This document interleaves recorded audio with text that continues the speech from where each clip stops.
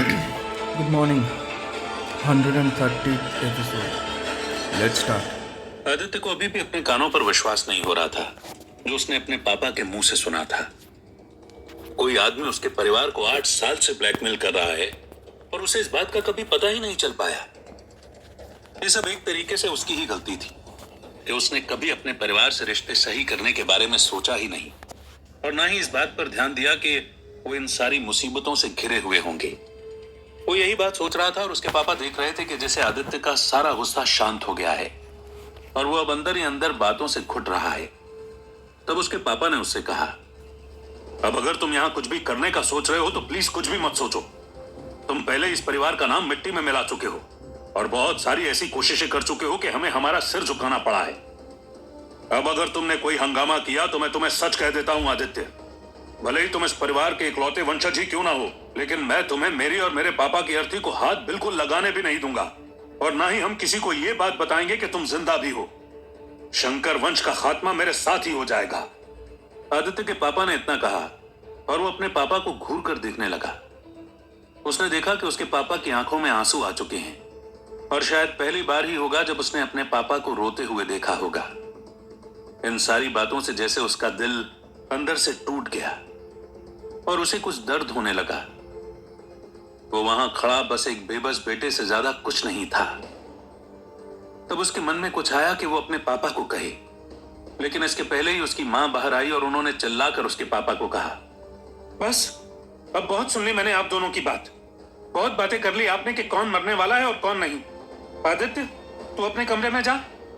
आदित्य अपनी जगह से नहीं हिल पा रहा था और वो बस अपने पापा को ही देख रहा था। उसका मन कर रहा था कि वो जाए और उन्हें गले लगा ले, उन्हें बताए कि वो आदित्य नहीं है जिसको वो उन सारी गलतियों का दोष दे रहे हैं और वो कितना बदल चुका है कि उन सबको बचाने के लिए सब कुछ छोड़कर यहां पर आ गया है। उसका दिल कर रहा था कि उनसे बैठकर बात करे, लेकिन इससे पहले ही उसकी मां ने आगे कहा, मृणाली, इसको यहां से लेकर जाओ। उनकी इतनी बात सुनकर मृणाली आगे आई और आदित्य का हाथ पकड़कर उसे खींच कर ले जाने लगी। आदित्य के अंदर की सारी शक्ति जैसे खत्म हो गई थी और मृणाली उसे बहुत ही आराम से खींच कर ले जा रही थी। उसे अपने पांव पर विश्वास नहीं हो रहा था कि वो धीरे धीरे करके अंदर की तरफ जा रहा है और उसकी नजरें बस अपने पापा की तरफ थी और अगले ही पल जैसे मृणाली अंदर मुड़ी, उसके पापा उसकी आंखों के सामने से गायब हो गए। मृणाली उसे ऐसे ही खींचते हुए अपने कमरे की तरफ बढ़ने लगी। आदित्य को विश्वास नहीं हो रहा था कि वो अपने पापा को रोता हुआ देख रहा था और तभी मृणाली कमरे के अंदर घुसी और उसने बहुत जोर से गेट को लगा दिया। आदित्य को अपने पांव तब महसूस हुए और वो चलते हुए पलंग पर बैठ गया। उसने अपने सिर को पकड़ लिया क्योंकि उसे बहुत ही दर्द महसूस हो रहा था। वहीं मृणाली कमरे में घूम रही थी और फिर उसने चिल्लाते हुए आदित्य से कहा, क्या था यह आदित्य? तुमने मुझसे बोला था कि तुम्हें अपने घर पर इसलिए जाना है क्योंकि तुम्हें अपने मम्मी पापा की याद आ रही है, लेकिन ऐसा तो कुछ भी नहीं लग रहा। तुम पागल हो गए हो क्या? क्या अपने पापा से कोई इस तरीके से बात करता है क्या? वो तुम्हारे पापा हैं आदित्य। मृणाली की इतनी बात सुनकर आदित्य का गुस्सा और भी बढ़ गया था। उसने उसकी तरफ देखकर उसी टोन में कहा, मृणाली, मुझे तो ये बात मत बताओ कि वो मेरे पापा हैं। तुमसे ज्यादा मैं उन्हें जानता हूं। मुझे पता है कि उन्होंने क्या किया और क्या नहीं। अगर वहां नीचे बैठकर मैं उनसे वो सारी बातें नहीं करता तो शायद वो मुझे कभी बताते ही नहीं कि कोई आदमी उन्हें ब्लैकमेल कर रहा है और पता नहीं क्या क्या। इस परिवार की स्टोरी में मैं कभी इनसे ढंग से जुड़ ही नहीं पाया और सब आकर मुझे ही ब्लेम कर रहे हैं। कैसे कंट्रोल कर सकता हूं मैं ये सारी चीजें? तुम बताओ, क्या मुझे इस चीज की जरूरत नहीं है? क्या मुझे अपने परिवार की जरूरत नहीं लगती? क्या जब मैं बोर्डिंग स्कूल में रोता था तब मुझे अपने माँ बाप की याद नहीं आती थी? तुम अगर मेरी जगह होती तो तुम भी यही करती मृणाली, लेकिन तुम्हें पता है मेरे साथ क्या हुआ है? आदित्य बीच में कहते कहते रुक गया क्योंकि उसे अब रोना आ गया था और वो फूट फूट कर रोने लगा। उसकी आंखों से टिप टिप करके आंसू बरस रहे थे और गला जैसे रूंध रहा था। मृणाली ने आदित्य को कभी भी रोते हुए नहीं देखा था। उसे समझ आ गया था कि अगर आदित्य इस तरीके से बिहेव कर रहा है तो सच में उसके अंदर इतना दुख और दर्द भरा हुआ है कि वो उसे आज एक्सप्रेस करते हुए भी प्रॉपरली बाहर नहीं निकाल पा रहा है। Really? मृणाली को समझ आ गया कि वो आदित्य को दुख में नहीं देख सकती और उसे ही उसका साथ देना पड़ेगा। इसीलिए वो आगे बढ़ी और उसने आदित्य को बैठे हुए ही गले से लगा लिया। आदित्य ने अपना सिर उसकी छाती से टिकाया और वो फूट फूट कर रोने लगा। उसके मन में बहुत सारी बातें चल रही थी और सब जगह बस यही शोर था कि अगर उसका परिवार मर गया तो वो किस तरीके से साधु महाराज को अपना मुंह दिखाएगा, क्योंकि ये उसके साथ पहले भी हो चुका था और वो इस बार ऐसा बिल्कुल भी नहीं चाहता था। वो वैसे ही रो रहा था। तब मृणाली उसे चुप कराने की कोशिश कर रही थी, पर ऐसा लग रहा था जैसे आदित्य कभी चुप नहीं होगा और वो बस पूरी जिंदगी अब रोता ही रहेगा। मृणाली फिर आदित्य के साइड में बैठ गई और उसका हाथ पकड़कर उसे कंसोल करने लगी। वो कहने लगी कि जो कुछ भी हुआ वो सब ठीक हो जाएगा और अगर वो पापा से अच्छे से बात करेगा तो वो शायद उसकी सारी गलतियों को माफ करके उसे अपना बेटा समझकर गले लगा लेंगे। मृणाली उससे यही कह रही थी कि तभी रूम के दरवाजे पर नॉक हुआ और मृणाली ने एक ही बार में उसको खोल दिया। बाहर आदित्य की मां खड़ी हुई थी और मृणाली को दिख रहा था कि उनकी आंखों में भी हल्के आंसू हैं। फिर वो अंदर आई और उनके पीछे ही आदित्य के पापा भी रूम के गेट पर खड़े हुए थे। तब मां ने आदित्य का चेहरा अपने हाथों में लिया और अपनी तरफ करके कहा, तू आज ही आया और तूने आज ही रोना शुरू कर दिया। मैं कभी ये नहीं चाहती थी आदित्य कि तू इस घर में आते ही रोने लग जाए। मैं कभी नहीं चाहती हूं कि तू ऐसा करे, क्योंकि तू रोएगा तो फिर मुझे भी रोना आ जाएगा। मत रो बेटा, देख मैं पापा को लेकर आई हूं, इनसे आराम से बात कर और सारी चीजों को सॉर्ट आउट कर ले। इस घर में अब लड़ाई की कोई जरूरत नहीं है। जितनी लड़ाई हमको देखनी थी हमने देख ली, अब बस यहां पर खुशियां ही बनी रहेंगी।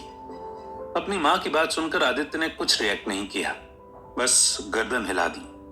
तब उसकी मां ने उसका चेहरा छोड़ा और वो उसके पापा की तरफ पलटी। उन्होंने देखा कि वो कमरे में ढंग से उनकी तरफ नहीं देख रहे हैं, बल्कि अपनी नजरें इधर उधर घुमा रहे हैं। तब मां ने कहा, अब आप यहां पर बैठकर इससे बात कीजिए और जब तक आपकी बातें पूरी ना हो जाएं तब तक नीचे मत आइएगा। पापा जी के आने का टाइम होने वाला है, इससे पहले ही अगर आप बात कर लें तो अच्छा रहेगा। चलो मृणाली मेरे साथ। उनकी इतनी बात सुनकर आदित्य के पापा अंदर आए। तब मृणाली और आदित्य की मां बाहर निकली और उन्होंने गेट लगा लिया। आदित्य नीचे जमीन पर देख रहा था और अपने पापा की तरफ बिल्कुल भी नहीं देखना चाहता था। वहीं उसके पापा बस कमरे में आसपास देख रहे थे और रीडिंग टेबल के साथ लगी हुई चेयर पर ही बैठ गए। फिर उन्होंने कहा, इन पोस्टर्स को देखकर मुझे 2011 का वर्ल्ड कप का मैच याद आता है। पापा की इतनी बात सुनकर आदित्य ने सामने दीवार पर लगे हुए सचिन और धोनी के पोस्टर्स की तरफ देखा। उसने देखा कि उसके पापा भी उसी तरफ देख रहे हैं। तब उन्होंने आगे कहा, तुम और मैं उस टाइम गर्मियों की छुट्टियों में उस मैच को देख रहे थे और हम शायद इस बात के लिए बहस कर रहे थे कि फाइनल में सबसे ज्यादा रन कौन मारेगा। तुम कह रहे थे कि सचिन मारेगा और मैं कह रहा था कि वो कोई भी हो सकता है। लेकिन उस दिन हमारे बीच में एक शर्त लगी थी कि सचिन ही मैच जिताएगा या नहीं। और फिर जब सचिन आउट हुआ तो तुम इस कमरे में आकर बंद हो गए थे। तुमने मैच देखने तक से मना कर दिया था, लेकिन फिर धोनी उतरा था। उसके बाद क्या हुआ ये तो तुम्हें बहुत अच्छे से याद है। उस दिन तुम्हें रोता हुआ देखकर मुझे बहुत बुरा लगा था और जब तुमने धोनी की बैटिंग देखी थी तो तुम्हें उसका पोस्टर अपने पास चाहिए था। इसीलिए मैंने ये लाकर अगले ही दिन यहां पर चिपका दिया था। वो शायद आखिरी बार था जब तुमने मुझसे कुछ मांगा था और मैंने तुम्हें दिया था। उसके बाद तो जैसे मैंने बहुत सारी गलतियां कर दी और अपने आप को शायद उनके लिए मैं कभी माफ नहीं कर पाऊंगा। इतना कहकर वो चुप हुए और आदित्य को जब इन बातों ने अपनी पुरानी यादें दिलाई तो उसके चेहरे पर एक हंसी आ गई। वो अपने पापा की तरफ देखने लगा। वो अब भी उसी की तरफ देख रहे थे और उन्हें उनकी आंखों में आंसू और गुस्से से ज्यादा अपने लिए प्यार दिख रहा था। तब उन्होंने आगे कहा, मैं मानता हूं बेटा कि मैंने ऐसी बहुत सारी गलतियां की हैं जिसके लिए तुम मुझे माफ नहीं कर सकते। लेकिन आदित्य, तुम मेरे बेटे हो और मैं भले ही गुस्से में ये कह दूं कि तुम मर जाओ या फिर कुछ भी तुम्हें हो जाए, पर हर दिन मैं तुम्हारे बिना सोचने से खुद को रोक नहीं पाता हूं। ये कमरा आज भी ऐसा इसलिए है क्योंकि अगर ये कमरा पेंट हो जाता तो इसमें से तुम्हारी सारी यादें और एहसास चला जाता, जिसे मैं कभी जाने नहीं देना चाहता था। तुम मेरे इकलौते बेटे हो आदित्य, और मैं अपनी जिंदगी से ज्यादा शायद तुमसे प्यार करता हूं। मुझे माफ कर देना कि इस बात को मुझे बताने में बहुत देरी हो गई, लेकिन देर आए दुरुस्त आए। अपने इस बूढ़े बाप को माफ कर दो बेटा। इतना कहकर पापा आदित्य के सामने हाथ जोड़ने लगे, और आदित्य को एहसास हुआ कि उसके पापा आज उससे जो कह रहे हैं वो उनके दिल से निकली हुई बात है। So sad. इस बात को सुनते ही आदित्य खड़ा हुआ और उसके पापा भी उसे देखकर खड़े हुए। फिर दोनों ने एक दूसरे को गले लगाया और आदित्य को अपने पापा का एहसास वापस मिल गया।